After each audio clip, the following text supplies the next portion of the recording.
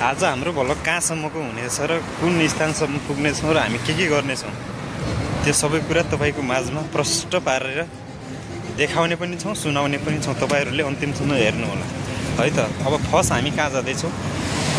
एटिएममा गएर पैसा झिक्नको लागि हामी बाटोमा छौँ है त। अब एटिएम कहाँ छ? यहीँनिर सब भेटिसक्यो। यहाँ हेर्नुहोस् 2-3 जना छ। अब हामी यहाँ निकाल्नु ल है त। ल हाम्रो भाइ अब पैसा निकालेर मार्केट जाने भन्ने हाम्रो लक्ष्य पनि छ हैन। अब एटिएमबाट अब पैसा झिक्दैछ हाम्रो कान्छा है। बङ्गाली मार्केट पनि छिरियो गाइज हैन। चट्ट हेर्नुहोस् न तपाईँहरू कति तरकारी देखिन्छ यहाँ सब अल गाइज कति राम्रो भ्यूहरू आउँछ यहाँ हेर्नुहोस्। मार्केट भनेको मार्केट हो क्या। बङ्गाली मार्केटमा अनि सबैले हेर्नु होला हामी आज सपिङ गर्ने भनेर आएको छौँ। यहाँ सपिङ गर्ने ठाउँ यो सब सपिङ गर्ने ठाउँ हो। यहाँ सब कस्टमरहरू आउँछ यहाँ। हामी पनि आएका छौँ। आज हाम्रो यात्रा बङ्गाली मार्केटसम्मै भएको छ।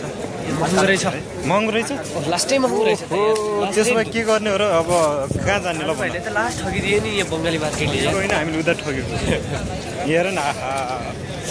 जस्तो सुन्दर हावामा यस्तो रमाउनु भनेको एकदमै राम्रो।